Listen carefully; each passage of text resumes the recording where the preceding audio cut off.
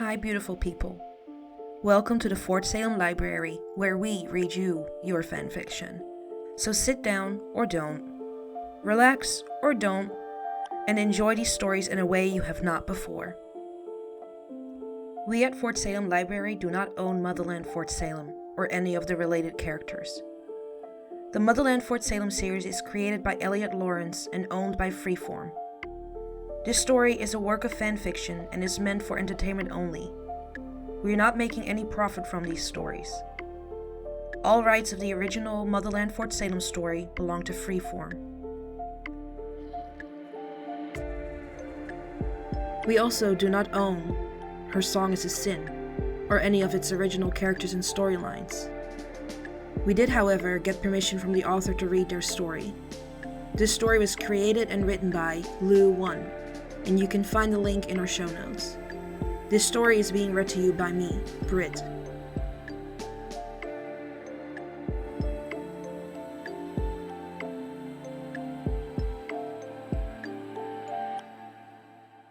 Her Song is a Sin. Chapter 18. You know, I saw in the Twitter feed with your hashtag someone actually referred to you as a MILF the other day? Garrett said with a laugh as he reclined back in his office chair.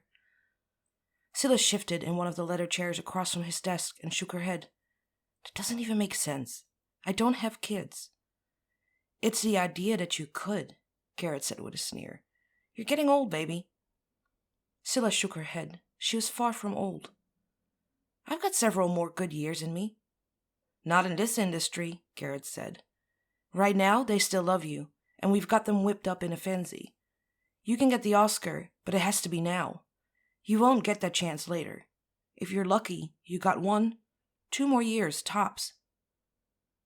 Garrett picked up a golf ball from the desk and began tossing it in his hands. But maybe you don't really want it. What are you talking about? It's been the goal from day one, Scylla asked, annoyed by the back and forth movement of the golf ball. Garrett put it back on the table and leaned forward. Love, this is your time to shine, and you're fucking it up with nonsense. Nonsense? Scylla asked, shifting in her chair. Look, babe, we had a plan. We sell you as a sexy siren no man can resist and every woman hates. Now I get it. Gay is cool, so yeah. You want to come out and let everyone know you'd rather have pussy? He grimaced. It's disgusting to me. But fine, I get it. You like what you like. I'm sorry, but the idea of sucking cock is fairly repulsive to me, Scylla retorted. Besides, coming out has brought my popularity numbers up, according to Isadora. Garrett left. Fair enough. So basically, having a girlfriend isn't going to damage my image, as long as it's the right type of girlfriend, Scylla pressed, leaning forward in her chair.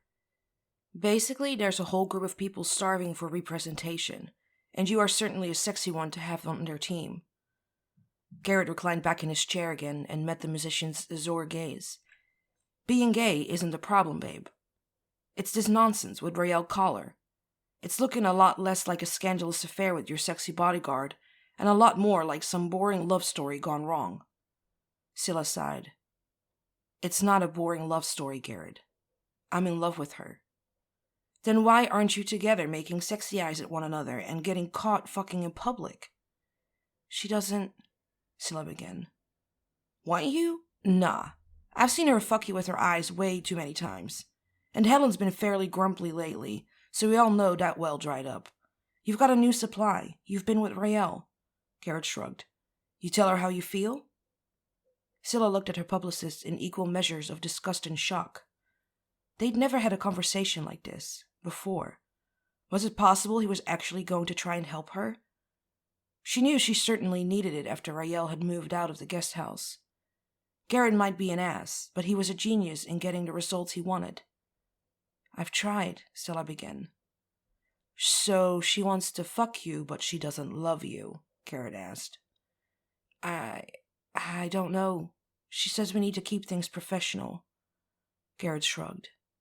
Maybe that's Rael's way of saying she thinks she's too good for you. You know, you aren't good enough for her and her white horse. What? Scylla asked, her own insecurity staring deep inside her. Well, I mean, look at all the things you've done, all that's happened, And then you let Byron show that patent like a fucking idiot? He had a right to fuck your career just as you're about to win an Oscar? Garrett shook his head. And he's the one that talked you into hiring Raelle. She's protected me. For now. But she also put the lid on all of this.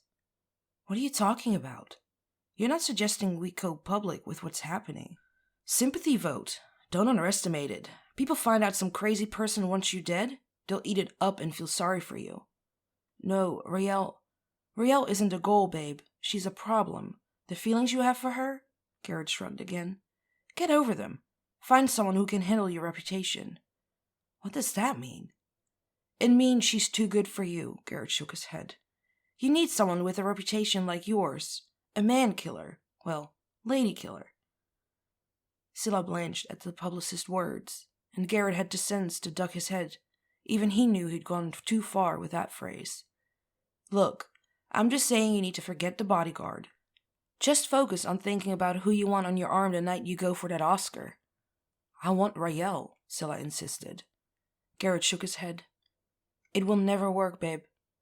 Scylla stood. You don't get to make that decision. We're done. Nothing left to discuss, right? Garrett looked up at the musician from his chair. For now. I'll get you a list. What? Scylla asked. I'll even have my secretary set it up on little cards for you, pictures and stats. You can pick a girl. I'll make sure we choose ones who we know will be a sure thing. You're insane, Garrett. No, you're fooling yourself if you think you can suddenly step away from all of this. Go off and pretend to be the perfect princess for your knight in shining armor. Wait for her to ride in on her white horse and just save you from your past. You've got too many skeletons in your closet. Scylla stalked out of Garrett's office and made her way down the hall. She needed something to help her take the edge off after that exchange with Garrett. There was no way in hell she was going to see Helen and her little stash of goodies. Alcohol it was then. She paused at the kitchen on her way back upstairs and grabbed the first full bottle of whiskey that she found in the cupboards. She didn't even bother to see what brand it was. It didn't matter. By the time she reached the bedroom and collapsed in a chair with thoughts of Raelle in her mind, she'd already taken several long drinks. Commuting was for the birds, Raelle decided as she prepared to make her way back to Tally's apartment. Staying at the guest house had certainly been a great perk of the job. Now, after enduring a grueling day of interviews and hours upon hours at Swide Studios, she still had to make the hour-long drive to the apartment and then be back to the mansion by 7 a.m. Earlier that day, she'd been kicked out of the studio along with the rest of Scylla's crew. The musician only allowed the studio staff to remain. Anytime Garrett protested, Scylla had mumbled something about a new song that she wanted to work on and needed the privacy to focus. It was an odd thing for Scylla to do. The musician was usually very open about her music and took suggestions from others in the crew. She'd even worked with Raelle on some songs before things between them had become so tense. Still, Raelle took advantage of the time alone and made a few calls regarding Fort Salem. She'd finished vetting the guest list, smiling at seeing Tally, Alder, Abigail, and as well Dr. Alice Monroe make it on the last-minute additions. She wasn't as happy to see Beth Treefine, but since Scylla was allegedly singing a song inspired by her recent film, it only made sense that Beth would be there. She'd made some changes to the security detail. As much as she hated to disturb the musician, Raelle knew she needed to run it by her before she got on the road. She walked up to Scylla's room and found the door slightly ajar. She heard the musician yelling at someone but didn't hear any other voice. Was she on the phone? Fine, whatever, Scylla yelled into her phone and tossed it on her bed. Scylla couldn't believe that Garrett was still at it. He'd called to inform her that he knew Beth would be at Fort Salem and that she might be a good option for the girlfriend project. Raelle took hold of the door and opened it enough to poke her head inside. What? A little taken aback by the musician's state, Raelle answered. I just wanted to give you a rundown of the updated security plan for Fort Salem before I leave for the night. Scylla rolled her eyes. Leaving? Oh, that's right. Leaving me is what you do now. Raelle's brows furrowed, and she stepped inside the bedroom. She was surprised to see the mostly empty bottle of honey jack on the musician's nightstand, and knew that Scylla would be hurting in the morning. It looked like she hadn't even bothered to get a glass. Scylla? No, it's whatever. It's fine. The musician got up from the bed, swaying slightly. I need to get out of this place. I can't breathe here. It's like the terrace in Dante's Purgatory. I'm fucking weighed down with stones. Scylla paced back and forth, staggering here and there, and Riel had the sense she was looking at a wounded animal. The musician was clearly hurt, and she was aware that caged animals sometimes struck out at the people trying to help them. As Riel thought about how to proceed, Scylla continued talking. It's good you're leaving. I can lose Porter. He has improved, but he's still not quick enough to keep up with me when I need to get out. You're not leaving. Riel was shocked by the idea that Scylla would even consider going out in this state. Byron had told her stories of the brunette's early days when she'd go clubbing, and the thought terrified her. She couldn't stand to think of Scylla out there, alone, with a kill on her loose, or her seeking out comfort from another woman. Yes, the fuck I am. Coming from Scylla. The sentence hit Riel like a ton of bricks. Not the words themselves, but the stench of alcohol that followed it. You're already drunk and it's not safe for you out there. Scylla laughed. Oh, really? Damn good investigator you are. I can't imagine why you didn't join the FBI with Red.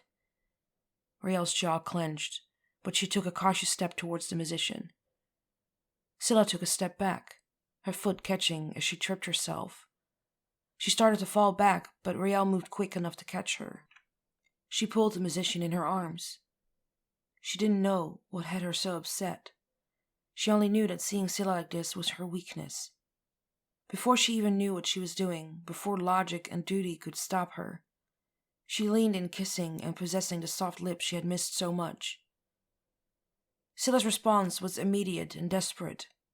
She returned the kiss, pressing against her bodyguard.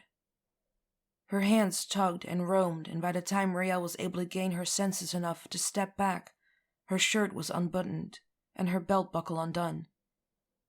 She felt the need coming off the brunette in waves, and if she wasn't careful, she knew she would get pulled under by them. She swallowed, wanting Scylla just as much as the musician wanted her. She grabbed at the musician's groping hands. No, Syl.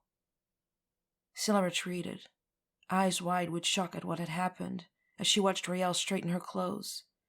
After a second, she gave a mirthless laugh. Of course not. How silly of me to forget. I was your mistake. You don't want to be with me. I'm not worthy of someone like you. Riel's pale eyes searched Scylla's clouded eyes as she stepped forward again, taking the musician's chin in her hand. I don't know what you're talking about. You don't want to be with me. You don't even want to fuck me anymore. God, Scylla, you have no idea how much I want to be with you. But not when you're like this, Riel whispered. Scylla shuddered, the alcohol stealing away the rest of her resolve, and she began to cry. This thing between us, Ray. Goddess, I want to be with you. I'd do anything. Riel pulled Scylla into another hug again, shushing the musician and pressing her back towards the bed. You need to rest. Riel reached down, tugging at the covers on the bed. Come on. Don't leave me, Scylla pleaded. I'm not going anywhere, Riel promised.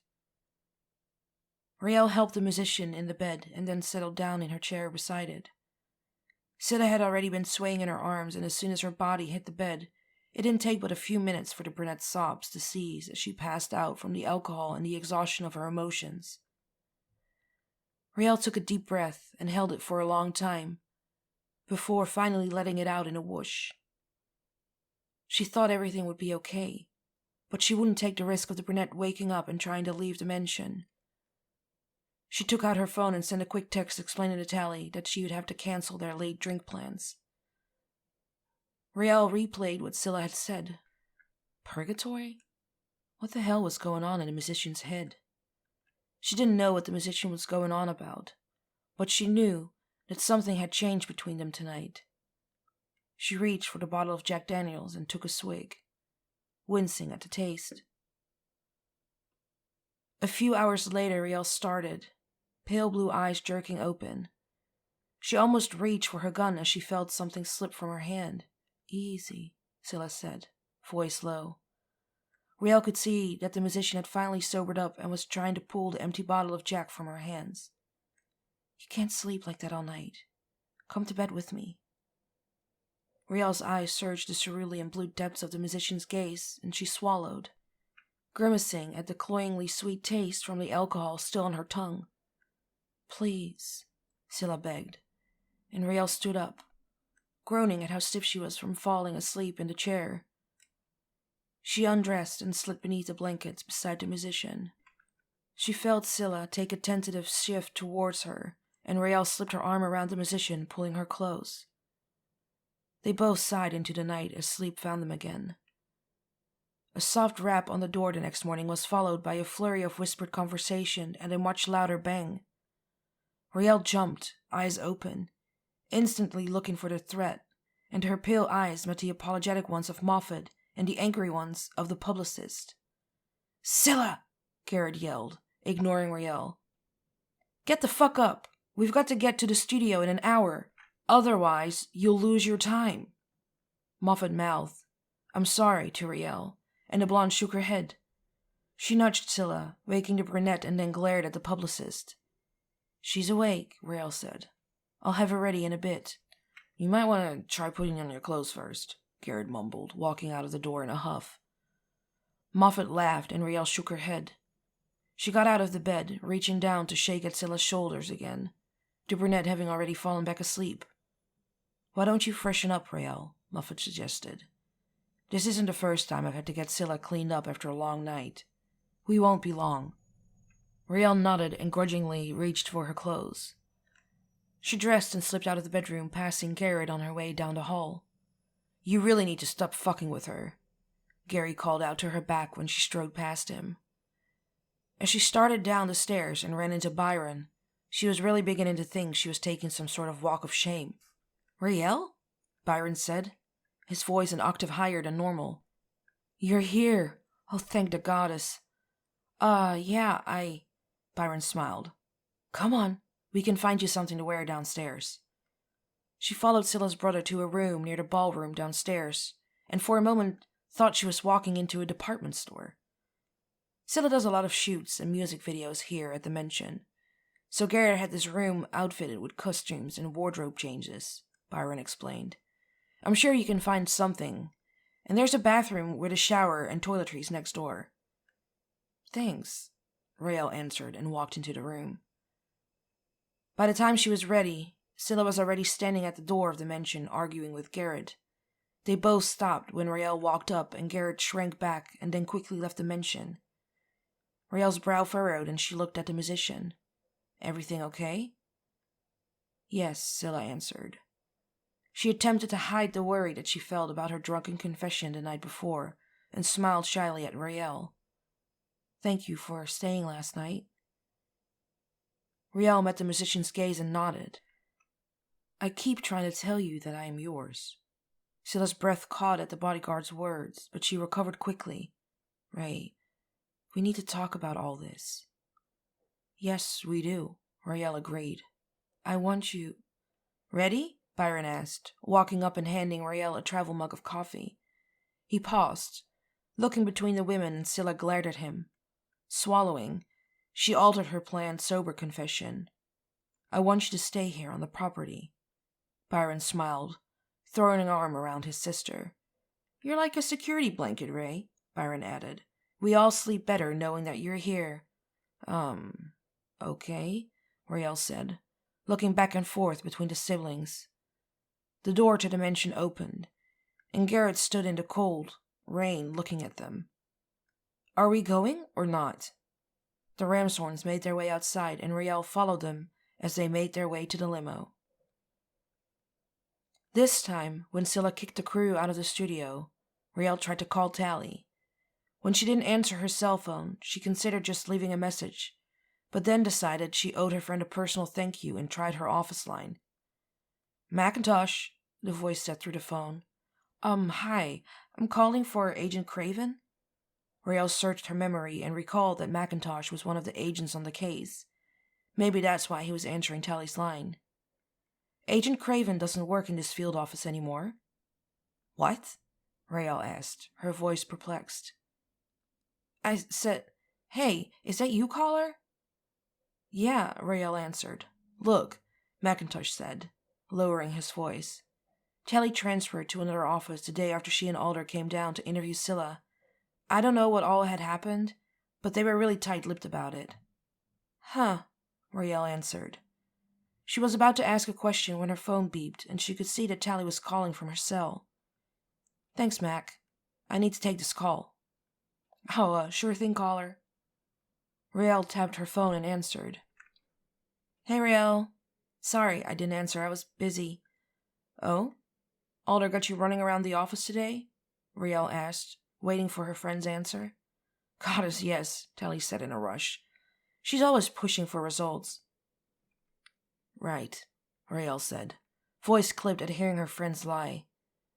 "Speaking of results, anything on those bullets or spores yet?" "No, not yet. We've had to go through back channels since it's not legally collected evidence for an actual investigation. Shouldn't be too much longer, though."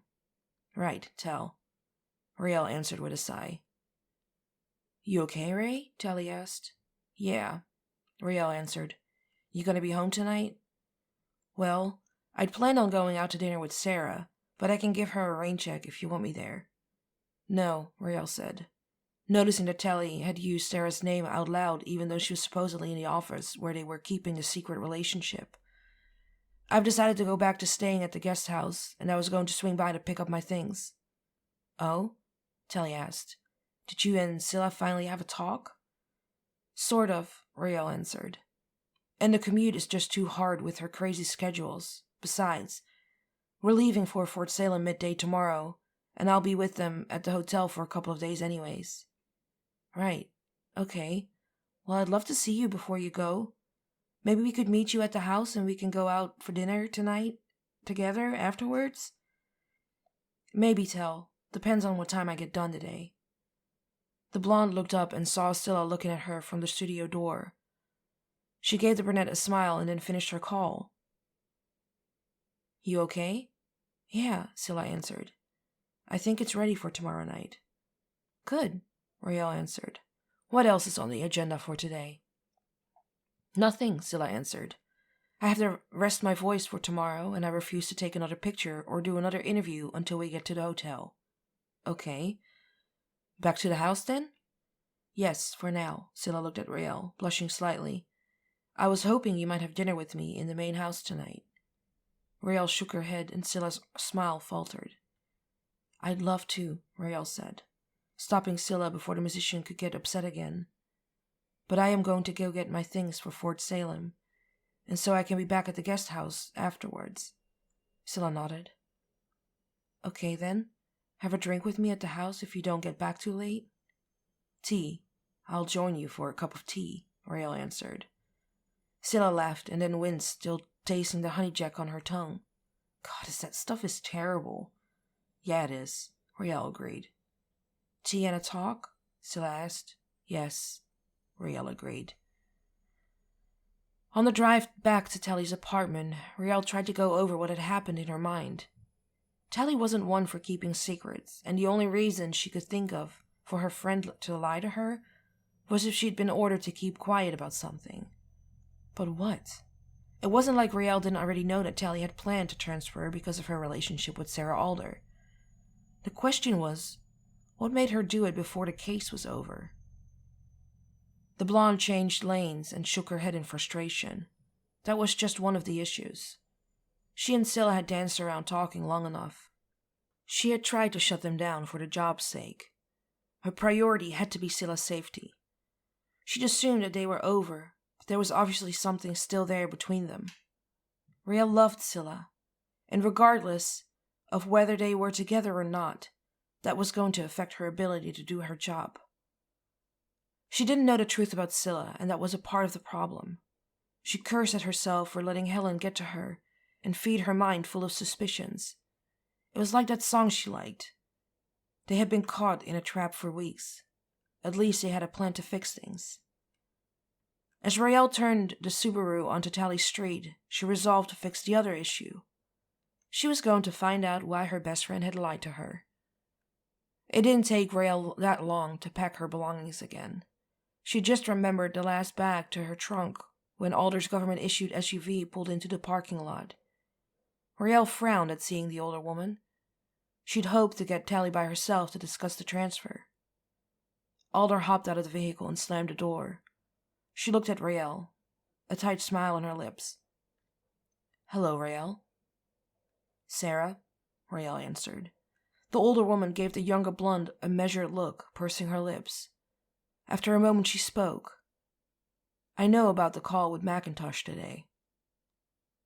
"Why did Tally transfer in the middle of the case?" "Why don't we go inside and discuss this?" Sarah said, nodding towards the door. Raelle agreed, and they started back towards the apartment door when Tally pulled up and parked. She joined them, a wary look on her face. As soon as they were inside and the door was shut, Tally spoke.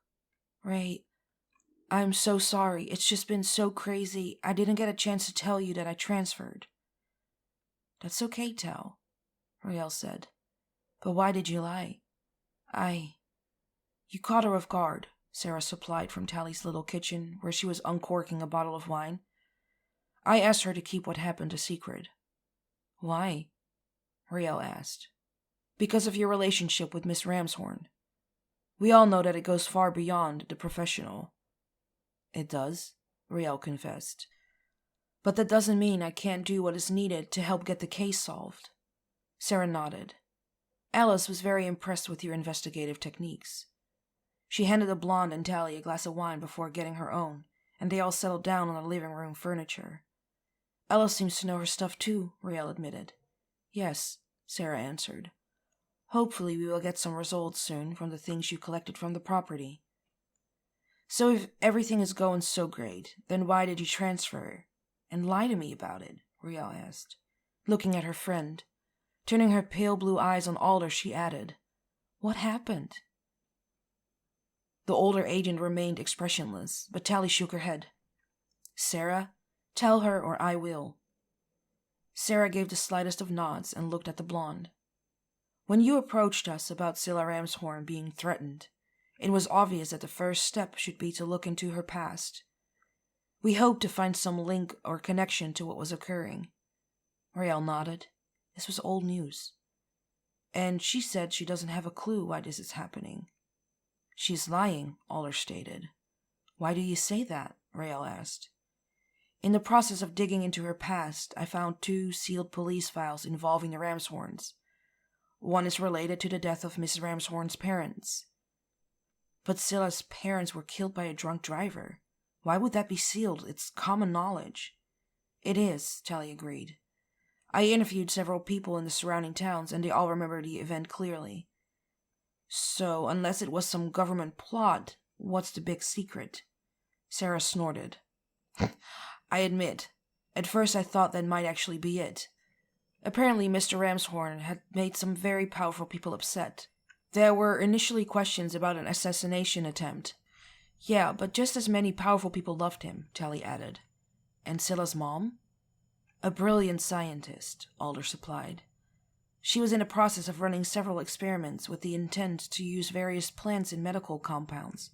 Specifically, she specialized in cultivating various types of mushrooms, including those with psychedelic properties." "Could that have something to do with it?" Raelle asked. "I mean, if there was a pharmaceutical company wanting her research." "My thoughts exactly," Tally said. "But that was a negative too. In the end, it really was just a drunk driver." Raelle shook her head. "It doesn't make sense then." "No," Alder agreed. "It does not." Raelle thought about what the older agent had said and looked at Alder. "You said 2 sealed files." "I did," Alder agreed. "The second one actually came first," Tally said, "around 4 to 6 months before the car accident." "And what did your digging reveal?" Tally shook her head. "Nothing. The police were called to the Ramshorn estate, and that's it. Complete radio silence after that." "There are no existing emergency call records, and no officer will admit that they know anything," Alder added. "Neighbors?" Raelle asked. "They looked at me like I was crazy when I asked about it," Tally said. Raelle shook her head. "So what are you doing about it?" Telly put her hand on Alder's leg.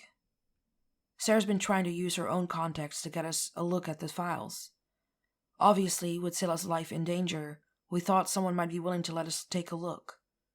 No bites yet? Riel asked. Not even a nibble, Alder admitted.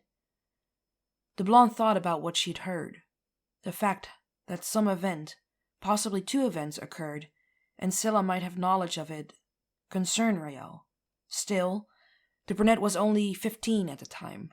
Maybe she didn't know about it herself?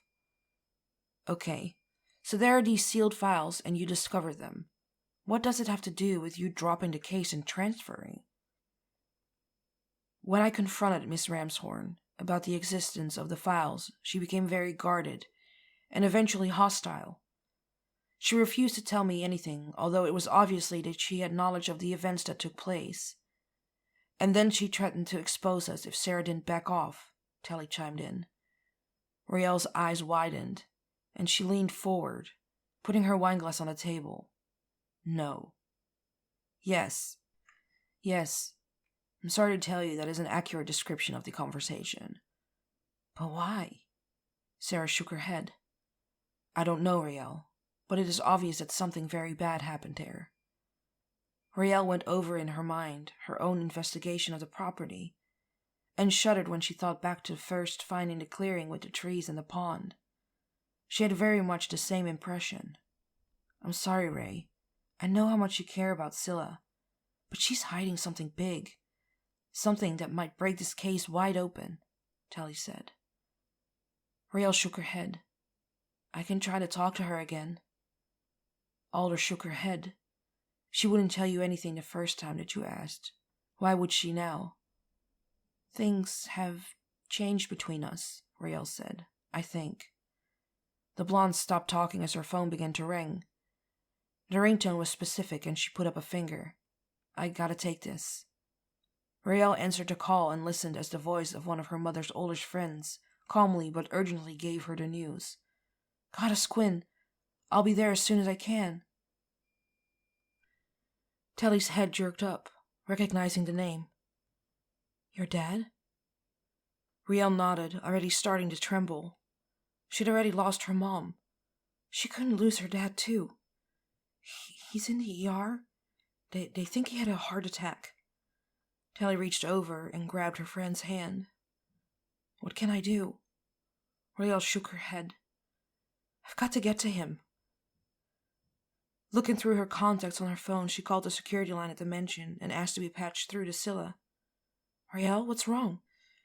Even with the crisis, Riel smiled at hearing the musical sound of the brunette's voice, and she took a deep breath, calming herself. She spoke as directly as possible, and after she finished, she listened to the silence on the other end. Syl?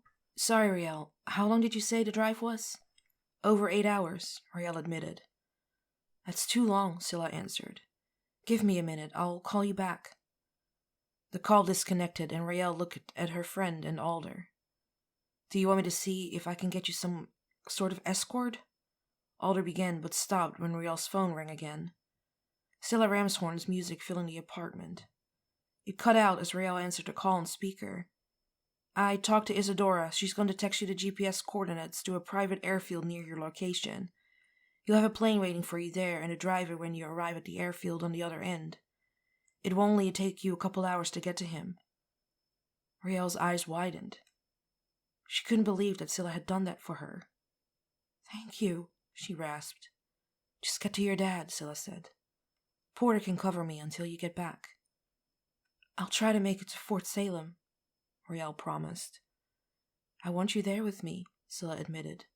But you've got to make sure your dad is okay first. Thank you, Riel said again. Get to the airfield, Ray.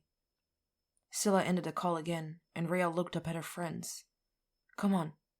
My car has lights and a siren, Alder said as she stood up. The three made their way to the SUV, pausing only long enough to get Riel's emergency go-bag from the Subaru. As they buckled in, Riel looked up at them from the back seat. Will you two please watch Scylla at Fort Salem if I can't get back in time? Jelly exchanged a look with Sarah and then turned around in her seat to face her friend. If you don't make it back, I'll take your spot. I'll call in sometime. I promise you, we'll keep her safe. Thank you, Raelle said. She wasn't surprised at her friend's offer. That was just tally. It didn't matter that Scylla had only days before threatened the redhead and her lover. Knowing Scylla would be safe, she collapsed back against the seat cushion. Less than an hour after receiving the call from Quinn, she was boarding the small private plane. So, you told her? Byron asked Scylla as he sat on the edge of her bed later that night. Scylla nodded. Sort of? What do you mean, sort of? Well, I was drunk, Scylla admitted. But I told her that I wanted to be with her. And she said she wanted the same? Byron prodded. Yeah, Scylla said, smiling. So why didn't you tell her that you love her? I was going to talk to her tonight and then her dad. I'm glad you got her the plane. I hope he's all right. I mean, she's already lost her mom. Yeah, Scylla said, this time sadness coloring her answer. We know what it's like to lose both of your parents. We do, Byron agreed. They stayed silent for a moment, each lost in their own memories of what had happened that night, of the suspicions, and then on the revelation and the quickly closed case. They had been told the case files would cease to exist. Obviously, they had been misled. After a few minutes, Byron hopped up from his sister's bed. Are you going to bed? Scylla asked. Yeah, and so should you, sis. Tomorrow night is your big night. It's just a benefit concert, Scylla said. Byron grinned. Yeah, but I know you wrote that one song about Raelle. I can't wait to hear it. Scylla smiled. Good night, Byron. Raelle stood beside Quinn outside of the hospital ward and listened as her father's physician described his current condition. There were a lot of medical terms, and she wished to the goddess that her mother was there to help her decipher them. Luckily, Quinn had also been a medic, and she was able to ask questions that actually had value beyond Raelle's will he live and when can I see him. Edwin Culler had actually had a relatively mild heart attack, but it was decided that once he left the hospital, he would be going to the family hunting cabin to recover, and that Quinn, who was retired, would be joining him there and taking care of him until he was back on his feet. If Raelle had anything to do with it, Edwin would retire too. The doctor grudgingly agreed to let Raelle and Quinn visit Edwin the next day if he continued to show signs of improvement, after Raelle flashed her pale blue eyes at him in a way that demanded he gave his consent, and they scouted out comfortable lounge chairs in one of the many waiting rooms to do just that. Wait. Dad? Ray. Edwin squeezed his daughter's hand, a grin on his pale face. Baby, you didn't have to come all the way out here. Of course I did, Raelle said, sitting in a chair by the hospital bed. Aren't you supposed to be protecting that Scylla woman? It's okay, I've got someone covering for me. Edwin coughed, and Raelle reached for the cup of ice chips by the bed and helped her father. Doesn't she have some big show for orphans tonight? A benefit concert to raise money for them, yes. And she's your girl? Raelle couldn't help but blush and grin. Yeah, I think so, Dad. Edwin smiled. It was good to see his daughter smiling and looking so hopeful. Then you need to get her. I need to make sure you're okay, Raelle corrected. Edwin coughed again and then spoke. Your old man is fine. This little thing will pass. You go be with her. Raelle nodded. She knew that there was no sense in arguing with her father. She was his daughter, after all, and she had inherited her stubbornness from him. I'll come see you after the concert. It will only be a couple of days. That's fine, Ray. Maybe you can even bring her by the cabin when she's not singing. Raelle nodded and her father gave a sly smile. Or posing in photos with my daughter. Raelle blushed a crimson red and her father laughed until he started coughing. The nurse came into the room and he waved her off. A few minutes later, Raelle grudgingly said her goodbyes and left her father in Quinn's care. She made a few calls on the way back to the airport to confirm that everything was a go for Fort Salem, and planned to meet Scylla and the crew at the hotel. It was almost time.